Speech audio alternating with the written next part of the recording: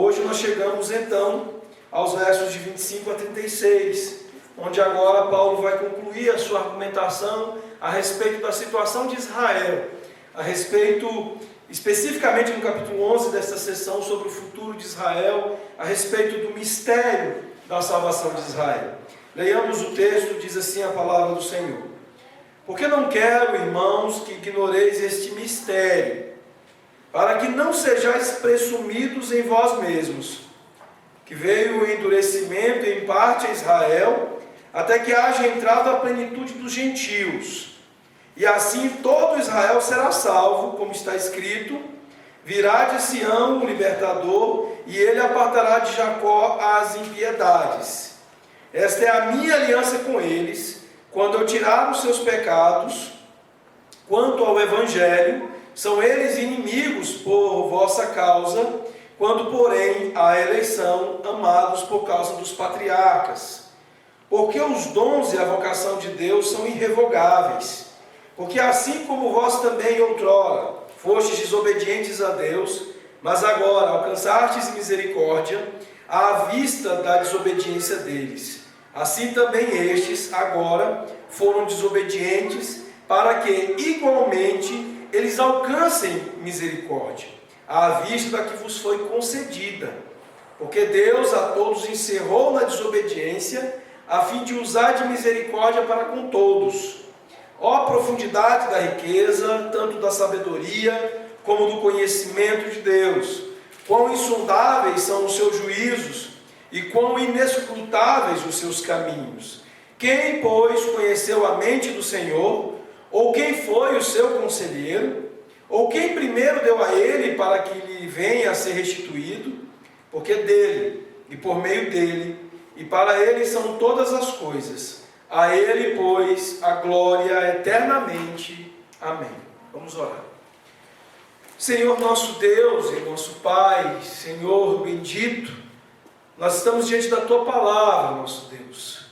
E neste momento nós queremos Te clamar pela Tua direção, queremos, ó Pai, suplicar-Te que Tu nos fale aos corações, de maneira que venhamos a entender esse texto.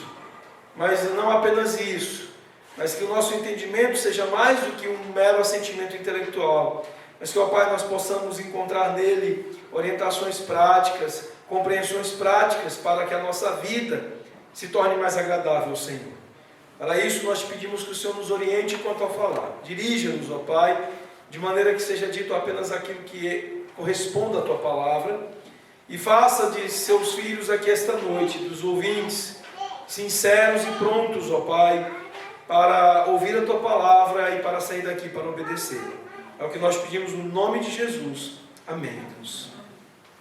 Meus irmãos, nós então chegamos a esta parte final da argumentação do apóstolo Paulo sobre estas objeções que foram feitas a respeito da segurança dos eleitos, afirmada pelo apóstolo Paulo no final do capítulo 8, e diante da incredulidade de Israel e de sua rejeição. Se diante desse fato, ou dos dois fatos, da afirmação da segurança e da rejeição de Israel, se não haveria então dúvidas quanto a Deus ter visto as suas promessas falhar.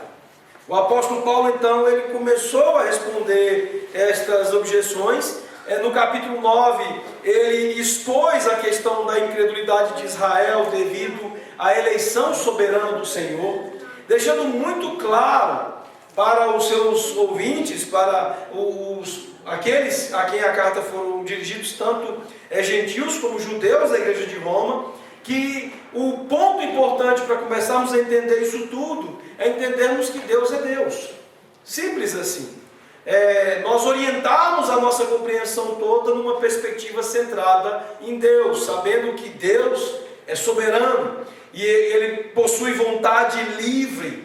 E na sua vontade soberana e livre, Deus decidiu assim. Deus decidiu como a salvação seria. E ao fazer isso, Ele elegeu um verdadeiro Israel dentro do Israel físico. De maneira que uma compreensão centrada em Deus haveria de compreender que a eleição envolvia este verdadeiro Israel e não a eleição do Israel físico, como os filhos da promessa. No capítulo 10, o apóstolo Paulo começa a migrar a sua argumentação para afirmar que Deus é soberano, mas o homem também é responsável. E ao fazer isso, ele afirma que a incredulidade de Israel se dá por conta do seu fracasso em receber a justiça de Deus. Eles fracassaram em receber a justiça de Cristo que lhes foi oferecida para a salvação. E por quê? Porque Israel não entendeu a necessidade de se colocar humildemente confiando exclusivamente no Senhor. Israel foi soberbo, foi arrogante. Israel investiu de seu mau entendimento, de sua má compreensão, de todo um zelo errado, de todo um zelo colocado na perspectiva centrada no homem, onde o zelo por Deus era sobretudo uma afirmação de obras e justiça própria como caminho para se obter a salvação. E então Israel fracassa, porque Israel rejeita aquele que é a justiça de Deus dada para a salvação dos homens.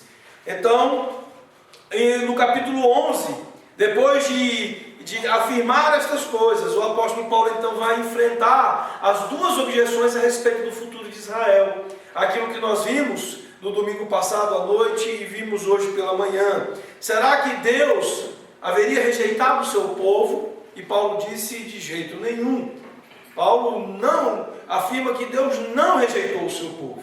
Então somente o que precisava ficar sólido e claro na mente dos seus ouvintes era de que o verdadeiro Israel, esse sim, é aquele que é assegurado pelas promessas de Deus e é aquele que está seguro das promessas, da segurança dos santos, dos eleitos, afirmado em Romanos 8, de 28 a 30. E pela manhã nós vimos que o tropeço de Israel, que tropeçou neste que é a justiça de Deus dada aos homens para a salvação, que tropeçou em Cristo, fracassando em confiar nele, em aceitá-lo como a justiça suficiente para a sua salvação, caiu. E Paulo responde então a pergunta se esta queda de Israel é definitiva. E ele, como vimos, disse que de jeito nenhum. Israel caiu, mas a sua queda não é definitiva. Deus não manteve, não encerrou Israel no desespero, mas o manteve ainda na esperança da salvação. Deus ainda haveria e ainda haverá de tirar do Israel, e mesmo do Israel étnico, aqueles que são os eleitos do Senhor. A misericórdia do Senhor ainda está reservada para Israel, de maneira que ele não caiu, de maneira que não possa se recuperar. E agora nós vemos o apóstolo Paulo concluir esta sessão, falando sobre os planos de Deus para o futuro de Israel. Já que Israel não caiu definitivamente, já que há uma queda parcial, há uma rejeição parcial de Israel, como é que Paulo então explica a situação do futuro de Israel? Como é que Paulo então coloca os planos de Deus em relação a esse futuro de Israel? Certamente reafirmando aquilo que ele já disse na primeira sessão, de que a rejeição não é total, ou seja, há um remanescente de verdadeiros crentes, e o tropeço também não é final e não é definitivo, de maneira que, rejeitado Israel agora, o evangelho sendo entregue aos gentios, Deus ainda haverá de, até mesmo para um bem maior da humanidade, restaurar a Israel e fazê-lo reenxertado na oliveira, reenxertado no seu povo. Qual que é, então, a argumentação de Paulo a partir desse verso 25? Ele começa falando de um mistério. Ele diz que, porque não quero, irmãos, que ignoreis este mistério. Que mistério é esse? Do que Paulo está falando aqui? Essa é a primeira coisa que nós precisamos entender aqui nesse texto. Mistério aqui e no Novo Testamento significa uma verdade que é previamente desconhecida, mas que agora é revelada por Deus. Há uma coisa muito interessante quando nós falamos de mistério, falamos de profecia, que são os muitos equívocos que existem em relação a isso. Um dos livros mais vendidos nos Estados Unidos, de Hal Lindsey, é um livro sobre profecia. Só num primeiro momento foram 15 milhões de cópias vendidas. Há um ditado que diz que quando você quer vender livro ou fazer sucesso nas mídias, fale de profecia. Quando você quiser ser dispensado da igreja, fale de profecia. Pelo menos no meio mais tradicional, conservador, né? É um assunto que atrai curiosidade, é um assunto que povoa o imaginário das pessoas e, ao mesmo tempo, que há grande confusão, há grande dificuldade de se entender isso. Há aqui, meus irmãos, um conceito muito simples. Como eu disse, uma verdade que era previamente desconhecida, mas que agora Deus concede entendimento a respeito dela.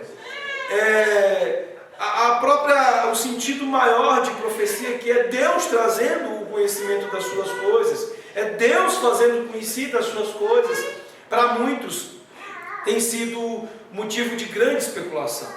E quando nós vemos expressões como essa nas Escrituras, é necessário que nós evitemos expressões como essa. Nós não estamos lidando com nada especulativo, nós estamos lidando com a revelação de Deus, com o conhecimento que Deus nos dá para a nossa paz, o nosso sossego diante da compreensão das verdades dele, para a segurança do nosso coração e não para a confusão da nossa mente ou a confusão da igreja. Então Paulo aqui ele está falando disso, mistério, e ele associa esse mistério como uma forma até mesmo de um cuidado pastoral, ou seja, esse conhecimento que é trazido, que é dado, é para que não sejais presumidos em vós mesmos. Ou seja, o conhecimento ele tem um fim piedoso, um propósito prático e piedoso muito claro, que é evitar o orgulho, evitar a presunção. Vocês se lembram que, apesar de todo o conhecimento, de toda a vantagem que Israel teve durante toda a história, isso lhe serviu como algo feito apropriado ou usado com mau uso, de maneira errada. Eles tinham zelo, mas sem entendimento. É isso que o apóstolo Paulo disse antes. E agora Paulo ele explica o mistério aos seus interlocutores, aos seus ouvintes, e se cuida para dizer: olha, cuidado com o que vocês estão lidando, com o conhecimento que vocês estão recebendo, porque ele tem um fim muito claro, ele tem um objetivo muito claro, que é para que não sejais presumidos em vós mesmos, para que vocês não se considerem agora como Israel se considerava antes, para que vocês não desenvolvam no coração de vocês o mesmo orgulho que Israel carregou no seu coração e que foi tão responsável pela incredulidade dele e por sua rejeição. Portanto, quando nós falamos de mistério, não estamos falando de algo obscuro, ou de algo incognoscível, de algo de difícil compreensão. Nós estamos falando de algo muito simples, algo que antes não se conhecia, previamente não se conhecia, mas que agora Deus revela, Deus nos dá o conhecimento. E qual que é o mistério que é aqui pelo apóstolo Paulo revelado para esclarecer o plano de Deus com relação ao futuro de Israel? Ele continua fazendo a explicação no primeiro versículo, quando ele diz que veio endurecimento em parte a Israel, até que haja entrado a plenitude dos gentios, e na primeira parte do verso 26, e assim todo o Israel será salvo, como está escrito. Há três elementos aqui no mistério, na coisa que antes não se conhecia, mas que agora se conhece, que o apóstolo Paulo está aqui falando aos seus ouvintes. A primeira parte é de que uma parte de Israel tem um coração endurecido, e por um tempo e por um período limitado. Esse é o primeiro ponto do mistério. Segundo, a salvação dos gentios vai preceder a salvação de Israel. Ele está dizendo aqui que a plenitude dos gentios, até que haja entrado a plenitude dos gentios, ou a salvação dos gentios. E o terceiro ponto é de que todo Israel será finalmente salvo. Qual que é o resumo desse mistério? Nós podemos dizer que o resumo é que o endurecimento de Israel é apenas parcial, limitado, periodicamente limitado, até que se chegue ao número total dos gentios salvos, e depois disso, todo Israel será salvo. Esse é o plano de Deus para o futuro de Israel. É isso que Paulo traz como esclarecimento, como um mistério, como uma coisa revelada que antes não se conhecia, para o conhecimento destes seus ouvintes. Há algumas verdades importantes aqui que nós devemos considerar a respeito delas. A primeira verdade é que de fato Deus endureceu o coração de uma parte de Israel, o que está na segunda parte do verso 25. Isso significa que a rejeição dos judeus, ela não é total. O próprio texto está dizendo que ela é parcial. O próprio apóstolo Paulo é um judeu convertido ao cristianismo. Um judeu que perseguidor da igreja, que inimigo da igreja, teve o coração endurecido até certo momento, mas naquele caminho de Damasco, o Senhor Jesus lhe converteu o coração aí. Então, Paulo, ele é a prova viva, ele é a evidência pessoal de que o endurecimento a Israel é de fato parcial. Mesmo no tempo presente, mesmo lá escrevendo um contexto para a igreja de Roma, e agora Paulo nos falando, o que nós vemos é a certeza de que o endurecimento é parcial. Não será todo judeu um coração duro diante do convite da proposta do Evangelho. A segunda verdade, que está na terceira parte do verso 25, é que esse endurecimento tem prazo para terminar. Ele é parcial e ele é limitado e com um termo definido, estabelecido, conforme a revelação da Escritura. É até que haja entrado a plenitude dos gentios. Ou seja, é até que os gentios sejam salvos. Então, Paulo estabelece essa segunda verdade. Ou seja, o número total, a plenitude, aqueles todos, a totalidade toda dos gentios que serão alcançados pela pregação do Evangelho. Então, este é o ponto estabelecido como a segunda verdade aqui deste mistério revelado pelo apóstolo Paulo. A terceira verdade, quanto a todo Israel ser salvo, é algo que muita gente tem utilizado para estabelecer uma ideia de universalismo. Aqui a expressão todo Israel é todo o Israel dos remanescentes dos verdadeiros crentes, o Israel de todos os tempos, o verdadeiro remanescente de todos os tempos será salvo definitivamente quando houver quando se alcançar esta plenitude ou esta totalidade dos gentios. Paulo então aqui, além de estabelecer isso, ele vai deixar claro, porque ele vem se referindo a Israel desde o começo, como uma relação ao Israel étnico também. Então Paulo está deixando muito claro de que a salvação ainda continuará alcançando os judeus, inclusive, obviamente e certamente, os judeus do Israel étnico. Resumo a respeito desta afirmação de que todo o Israel será salvo.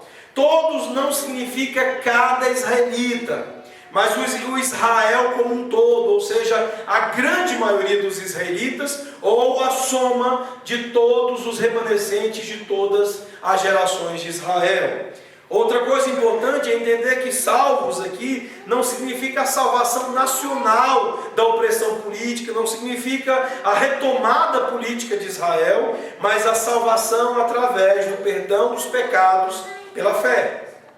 A referência dele, que nós veremos nos versos seguintes, começando na parte final do verso 26, que eu gostaria que você acompanhe comigo, é Paulo puxando as profecias do Antigo Testamento, aquilo que consta do Antigo Testamento, como promessa para o povo de Israel, para esclarecer esse ponto. Ele diz: virá de Sião o libertador, e ele apartará de Jacó as impiedades. Esta é a minha aliança com eles, quando eu tirar os seus pecados. Aqui Paulo não deixa margem de dúvidas para o fato de que esta salvação de Israel não diz respeito a uma salvação política, a uma salvação da nação enquanto um estado político diante da opressão, diante da situação, por exemplo, que nós vemos hoje na Palestina, todo o quadro caótico que existe lá. Mas Paulo deixando claro que desde o Antigo Testamento, as promessas de salvação para Israel eram perdão dos seus pecados. Era a mesma salvação pelo perdão dos pecados, pela fé, que agora está estendida através da pregação do Evangelho aos gentios.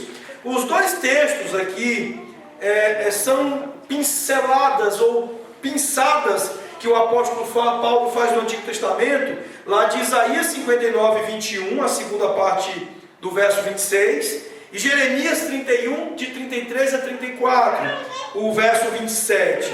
A ideia de Paulo é justamente isso, afirmar que o libertador, o Messias, virá de Israel, assim como Jesus era descendente de Davi, era descendência de Israel, e veio para apartar a iniquidade de Jacó, a impiedade de Jacó, ou seja, a levá-los ao arrependimento de seus pecados.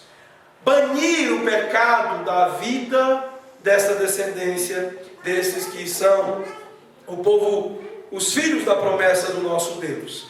O libertador, ele cumprirá as promessas da aliança de Deus para perdoar os pecados. Em resumo, no contexto desse mistério, o que Paulo está nos explicando é que a restauração completa de Israel, o cumprimento das profecias do Antigo Testamento, dizem respeito ao restabelecimento da aliança de Deus com Israel, quanto ao endurecimento do seu coração de se encerrar na incredulidade. O Messias os libertará desta incredulidade, os libertará deste domínio do pecado, levando-os pelo arrependimento ao banimento do pecado em suas vidas, libertando-os do poder do pecado. É este o mistério, então, que Paulo esclarece com vistas a afirmar o plano de Deus para o futuro de Israel. Então, outro ponto importante nesta exposição de Paulo é afirmar de onde vem, quais os motivos da confiança do apóstolo Paulo quanto a este futuro de Israel. Em que Paulo está baseando-se para estar seguro de que o futuro de Israel envolve esta esperança do cumprimento das profecias do Antigo Testamento, das promessas do Antigo Testamento? Vejam comigo os versos de 28 a 32. Paulo, ele diz: quanto ao Evangelho, eles são inimigos por vossa causa. Quanto, porém, à eleição, amados por causa dos patriarcas. Porque os dons e a vocação de Deus são irrevogáveis. Porque assim como vós também outrora fostes desobedientes a Deus, mas agora alcançastes misericórdia à vista da desobediência deles, assim também estes agora foram desobedientes, para que igualmente eles alcancem misericórdia à vista da que vos foi concedida. Porque Deus a todos encerrou na desobediência, a fim de usar de misericórdia para com todos. Aqui no início desses versos, dois fundamentos muito claros, porque Paulo está seguro do futuro de Israel e da segurança de Israel quanto aos planos de Deus. O primeiro fundamento da segurança de Paulo continua sendo a eleição de Deus. Paulo está seguro de que Israel certamente será restaurado, Israel certamente experimentará a salvação de Deus que lhes foi prometida nos textos mencionados de Isaías e de Jeremias, porque Deus os amou antes da fundação do mundo. Deus os escolheu.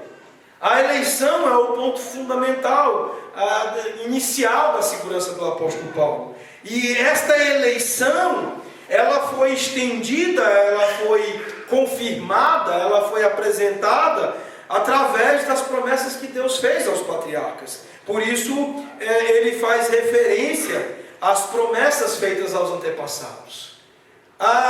É importante nós observarmos que essas promessas, elas não são o fundamento inicial, mas a eleição é o fundamento inicial. O fato de Deus ter prometido aos patriarcas não é tão importante quanto o fato de Deus os ter amado, os ter escolhido antes da fundação do mundo. Nisso reside a segurança de Paulo com relação aos judeus e ao futuro deles. Mesmo que os judeus sejam inimigos por causa de sua hostilidade para com o Evangelho, A segurança deste remanescente fiel e deste todo Israel se dá pelo fato de terem sido eleitos de Deus, amados de Deus antes da fundação do mundo, mas também porque Deus estabeleceu como promessa aos patriarcas as bases desta mesma eleição que já havia sido feita por ele.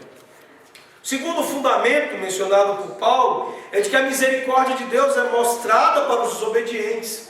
Assim como os gentios estavam na desobediência e conheceram a misericórdia de Deus, naquele processo que ele fala dos estágios anteriores de que a salvação dos gentios haveria de provocar inveja santa nos judeus, é que assim como estes eram desobedientes e conheceram a misericórdia de Deus, os judeus agora podem olhar para a salvação dos gentios, sentirem ciúme dela, inveja santa dela, por verem as bênçãos de Deus sobre os gentios e entenderem que a misericórdia também está para eles, que agora também são e estão encerrados na desobediência.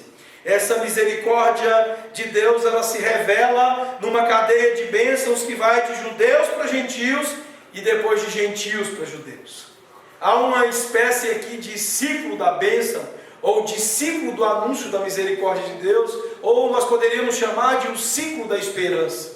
Os judeus rejeitaram o Evangelho, e por conta dessa rejeição, Paulo foi pregar o Evangelho aos gentios. E os gentios então descobrem a misericórdia de Deus, encontram-se com as bênçãos de Deus, e os judeus certamente verão isso. E isso será por bênção. E depois, quando estes judeus que rejeitaram a Deus descobrirem a misericórdia de Deus, então haverá novamente mais cadeias de bênçãos. É isto que o apóstolo Paulo está nos afirmando aqui. Outra coisa importante, Paulo vai continuar falando nesse texto, no verso 29. Ele diz: porque os dons e a vocação de Deus são irrevogáveis. Paulo é taxativo em dizer que as dádivas, os dons de Deus e a sua vocação, ou seja, o seu chamado, são irrevogáveis. Ou seja, a eleição é fundamento para a sua segurança, mas é ainda mais pelo fato de que a imutabilidade de Deus garante que essa eleição é irrevogável. Deus não apenas os escolheu, os amou, mas este ato de escolha e de amor antes da fundação do mundo é um ato irrevogável. Por isso Paulo está seguro, por isso ele está certo de que Deus está completamente envolvido nas suas perfeições, no seu caráter, no seu ser, em sua fidelidade às suas promessas. Há aqui uma coisa importante de se dizer, que normalmente nós falamos da fidelidade de Deus ao homem. Nós falamos que Deus é fiel a mim.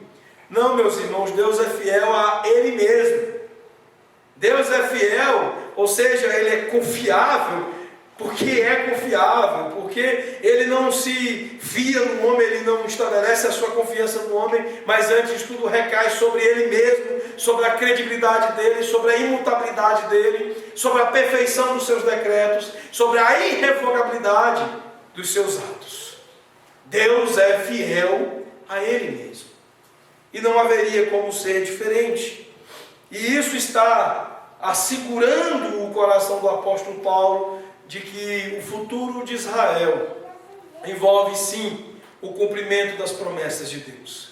O futuro de Israel envolve sim o fato de que eles serão reenxertados na oliveira, de que eles experimentarão a misericórdia de Deus. Em resumo, o apóstolo Paulo está seguro porque Deus é imutável, porque as suas promessas são seguras, imutáveis e irrevogáveis. É Deus que, por sua eleição soberana, mostra a sua misericórdia para com todos, em pé de igualdade na desobediência, por meio da fé em Cristo Jesus. E por quê? Porque Deus de alguma maneira queira atender a homens, porque Deus queira satisfazer a homens, ou porque Ele precisa? Não, simplesmente porque Deus com isso revela a sua glória, se autoglorifica. com todas estas coisas, com todo o seu plano e a perfeição do seu plano, da sua salvação, Deus se faz glorificado. Gálatas 3, 22, o apóstolo Paulo diz: mas a Escritura encerrou tudo sobre o pecado, para que mediante a fé em Jesus Cristo fosse a promessa concedida aos que creem. Mas a Escritura encerrou tudo sobre o pecado, para que mediante a fé em Jesus Cristo fosse a promessa concedida aos que creem. Aqui nós não vemos haver espaço para a universalidade, para o universalismo. De fato, todos estão encerrados na desobediência. Mas a misericórdia do Senhor alcançará aqueles que creem. Esses que não têm o coração endurecido, que experimentam da expressão da bondade de Deus, e que não são daqueles que experimentam da severidade de Deus, que são rejeitados e que são cortados fora. Quanto a isso, o apóstolo Paulo tem no seu coração absolutamente seguro. Ele está seguro das coisas que o Evangelho fará, tem feito na vida dos gentios. Aquilo que lhe foi revelado lhe dá a consciência de que, quando alcançasse a plenitude da salvação destes gentios, os israelitas, Israel também, ouvirá do Evangelho e será destinatário da misericórdia de Deus e será reenxertado na oliveira. Agora Paulo, diante dessas verdades, diante da revelação de coisas que ao mesmo tempo são profundas, são gloriosas, são extremamente simples, ele chega a um momento do texto em que ele se rompe em doxologia, em louvor. Paulo, a partir do verso 33, ele irá dobrar os seus joelhos e romper-se em louvor ao nosso Deus. O conhecimento dessas doutrinas faz de Paulo um adorador consistente e verdadeiro. Vejam comigo algumas das expressões que Paulo destaca no texto. No verso 33, ele diz: ó profundidade da riqueza, tanto da sabedoria como do conhecimento de Deus. Quão insondáveis são os seus juízos, e quão inescrutáveis os seus caminhos. Paulo está falando aqui da incompreensibilidade de Deus. Deus é magnífico, Ele é majestoso, Ele é grandioso, justamente porque as nossas mentes não são capazes de o alcançar. Um dos grandes erros, uma das grandes falhas do paganismo, da secularização, da mente, do raciocínio idólatra, é achar que Deus possa caber nos nossos pensamentos. É achar que a maneira de nós pensarmos Deus pode ser centrada no homem, pode ser de uma maneira estabelecida pelo próprio homem. Nós, de fato, conhecemos a Deus quando temos uma visão de Deus centrada em Deus. E é isso que Paulo revela na sua expressão de louvor. Deus é incompreensível. Deus não é possível ser alcançado em toda a sua grandeza, em toda a sua completude do seu ser, em toda a sua infinitude, em toda a sua glória, pelas capacidades da nossa mente. Nós não somos capazes. No verso 34 ele diz: quem, pois, conheceu a mente do Senhor, ou quem foi o seu conselheiro? Aqui ele está falando da independência de Deus. E no verso 36 ele fala da centralidade de Deus, quando ele diz: porque dele, e por meio dele, e para ele são todas as coisas. A ele, pois, a glória eternamente. Tudo isso é a reação de Paulo à compreensão do plano de salvação que o Evangelho propõe àqueles que são os eleitos e amados do Senhor. Entendendo doutrinas como essa, Paulo se torna um adorador fervente, um adorador vigoroso e um adorador consistente. O R.C. Sproul comentando a relação que existe entre o conhecimento doutrinário, entre a teologia e a doxologia, entre a teologia e a adoração, ele diz o seguinte: em teologia, nós precisamos de professores que mostrem um alto grau de habilidade e conhecimento aliado a um amor profundo por Deus. Amar a Deus não é uma barreira prejudicial a uma correta compreensão das coisas de Deus. Pelo contrário, um coração que esteja inclinado para Deus irá apenas realçar o conhecimento de Deus dos teólogos. Essa certamente, possivelmente, é a coisa que aqueles que lidam com música nas igrejas, não apenas do nosso país, mas muitas igrejas evangélicas mundo afora precisam entender. Essa expressão de separação, de dicotomia, de doxologia e de teologia, produziu dois fenômenos terríveis entre nós. Um deles é a quantidade de músicas que nós temos que falam de sentimentos, mas são indignos de Deus porque falam indignamente de Deus.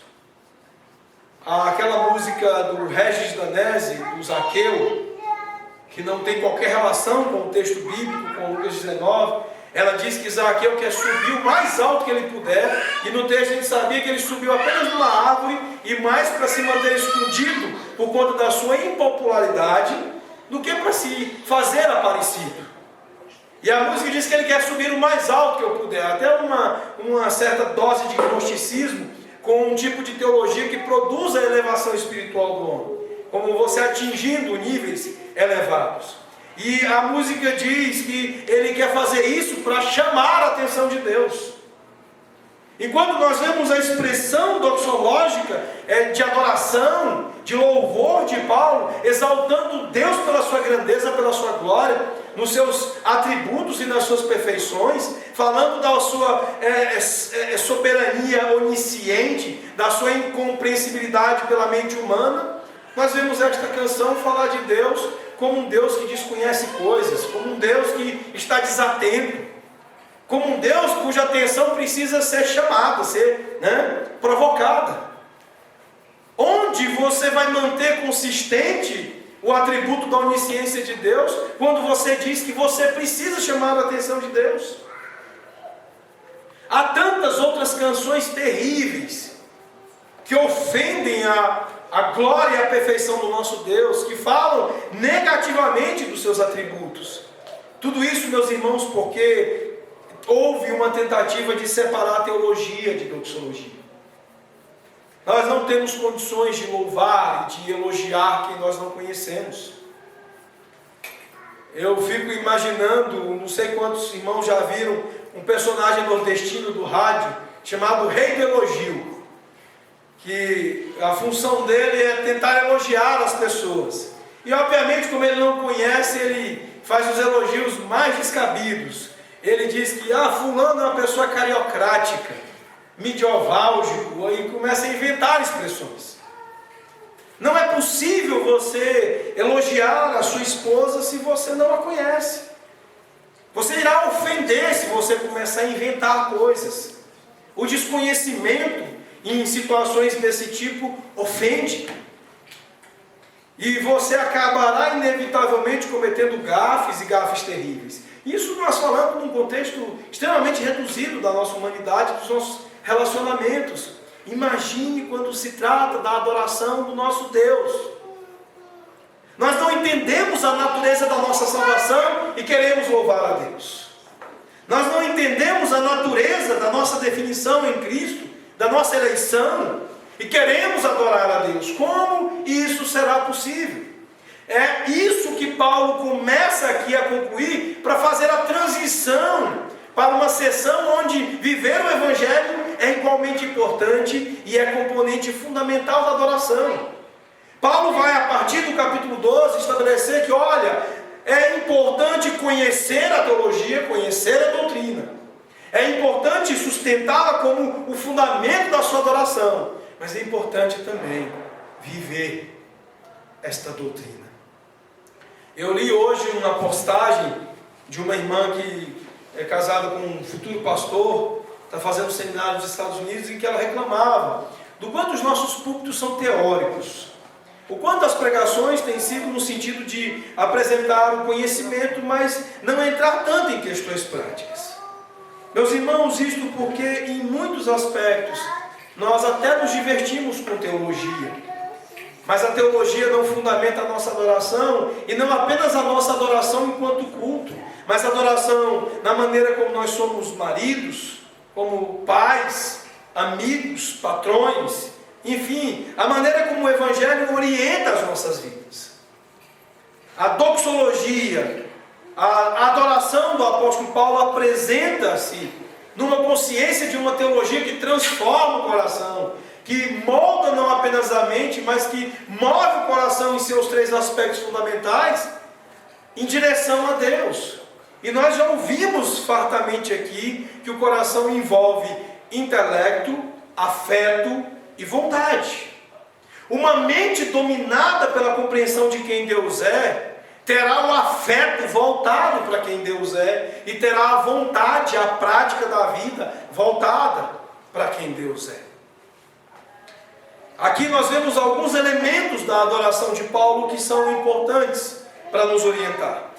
No verso 33, o texto que nós vimos, nós encontramos uma exclamação apavorada. Paulo, ele fala cheio de temor. Ao mesmo tempo que ele está assombrado com a grandeza de Deus, isso serve para construir a sua reverência, o seu temor. Ele diz: ó profundidade da riqueza, tanto da sabedoria como do conhecimento de Deus, quão insondáveis são os seus juízos e quão inescrutáveis os seus caminhos. Há enorme reverência nestas expressões. A exclamação dele é reverente, mas Paulo está maravilhado com quem Deus é. O nosso louvor, a nossa adoração tem se expressado nessa base. Deus tem assombrado a nossa mente. Deus tem sido tão presente, tão conhecido das nossas vidas e das nossas mentes, ao ponto de que nós estamos assombrados com o seu ser, com a sua perfeição, com quem Ele é. Este é o clímax da teologia de Paulo sobre o plano de Deus para a salvação. Desde o início do capítulo 1, a primeira parte da exposição, nós temos falado que tudo aqui é sobre Deus e sobre a revelação dele em Jesus Cristo. Salvação é sobretudo o próprio Deus nos fazendo ficar bem com Ele. E diante das exposições que Paulo mesmo faz a respeito desse Evangelho de Deus, sobre este plano glorioso de Deus, o clímax é ele se assombrando com o ser de Deus, se assombrando positivamente, ficando completamente maravilhado com quem Deus é. Paulo se ajoelha em profunda e reverente adoração diante da maravilhosa sabedoria dos desígnios de Deus. A profundidade da riqueza e sabedoria e do conhecimento de Deus é revelada no plano de salvação de Deus, de maneira que a mente e os caminhos de Deus são indetectáveis e são inexplicáveis. Deus é Deus. Esta é a grande lição que Paulo nos ensina ao expor o Evangelho. Deus é Deus e nós somos quem somos. Uma outra coisa desta sua expressão de adoração é a questão retórica que Paulo levanta aqui. Ele diz: quem, pois, conheceu a mente do Senhor? Ou quem foi o seu conselheiro? Ou quem primeiro deu a ele para que lhe venha a ser restituído? Paulo está dizendo aqui, em outras palavras, que ninguém pode realmente conhecer a mente de Deus, até que Deus se faça revelado, se faça conhecido. Ninguém pode conhecer a mente dele. É esta compreensão de Deus que nós podemos ter, daquilo que Ele mesmo nos faz conhecer na sua palavra. É por isso que aqui nós precisamos entender a importância da Escritura. Não se pode conhecer a Deus por outros meios, que não o meio pelo qual Ele se revelou. E tudo quanto nós precisamos saber está contido nessa revelação. É por isso que o livro de Apocalipse é concluído da forma como é concluído. Nada deve ser tirado e nada deve ser acrescentado. Por quê? Porque você só vai saber de Deus aquilo que Deus quis te dar a conhecer dele. E ao mesmo tempo você precisa entender o quão importante é se apegar ao conhecimento que ele mesmo deu de si. E Paulo conclui com uma expressão de louvor, porque dele, e por meio dele, e para ele são todas as coisas. A ele, pois, a glória eternamente. Ou seja, a partir dele, Deus é a fonte de tudo. Por meio dele, Deus é o meio de tudo. Para ele, Deus é o objetivo de tudo. E o propósito último de todas as nossas vidas. Por que nós deveríamos estar preocupados com a salvação de quem quer que seja? Por ele, para ele, por meio dele, para a glória dele. John Stott, ele diz o seguinte: a teologia, a nossa crença sobre Deus, e a doxologia, a nossa adoração a Deus, nunca devem ser separadas. Por um lado, não pode haver doxologia sem teologia. Não é possível adorar um Deus desconhecido. Toda a verdadeira adoração é uma resposta à auto-revelação de Deus em Cristo nas Escrituras. E surge da nossa reflexão sobre quem Ele é e o que Ele tem feito. Adoração sem teologia degenera-se em idolatria. Daí o lugar indispensável da Escritura, tanto no culto público como na devoção particular. É a palavra de Deus que suscita a adoração a Deus. Por outro lado, não deve haver nenhuma teologia sem doxologia. Há algo fundamentalmente falho sobre o interesse puramente acadêmico em Deus. Deus não é um objeto apropriado para a crítica individual, observação científica ou avaliação. Não, o verdadeiro conhecimento de Deus sempre nos leva à adoração, como aconteceu com Paulo. Nosso lugar é em nossos rostos diante dele em adoração.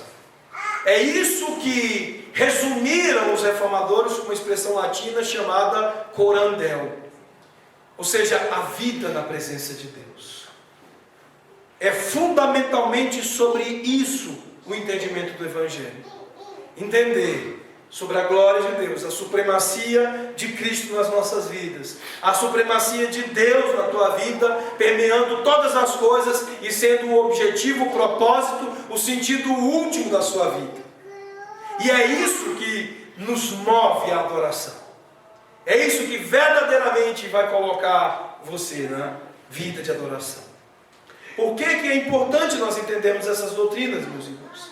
Não é para sairmos por aí brigando com os outros.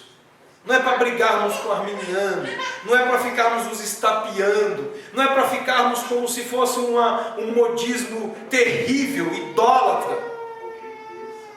Não é para ficarmos imersos no mundo onde só se fala de teologia, mas é para adorarmos a Deus.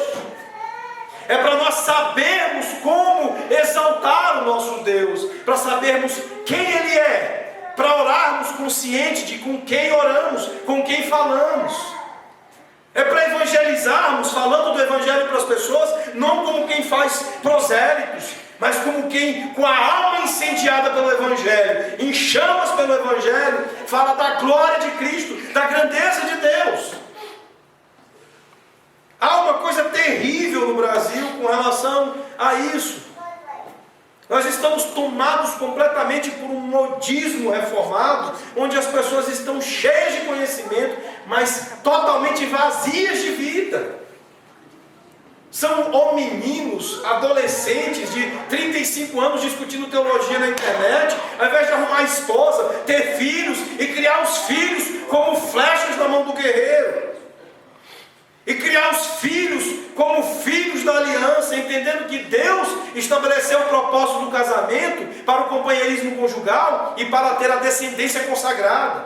Mas tem reformados se casando e vivendo 10 anos de casado sem ter filhos.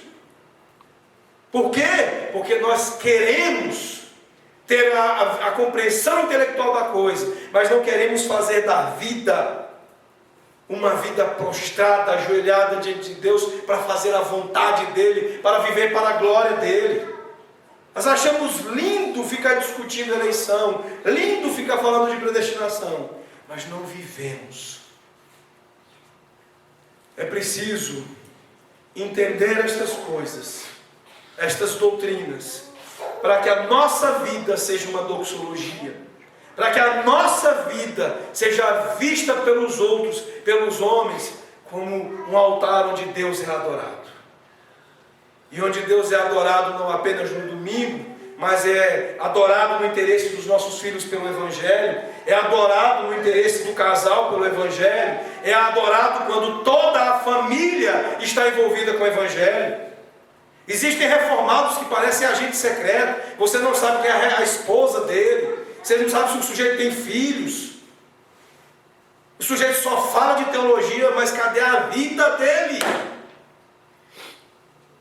Cadê o Evangelho, o pacto, a aliança, em coisas concretas, encarnado?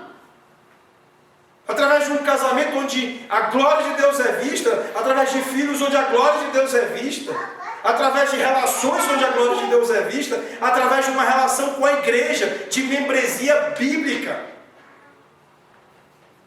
É sobre estas coisas que Paulo está falando, e agora a partir do capítulo 12, nós veremos a partir do próximo domingo, ele tornar isso mais agudo.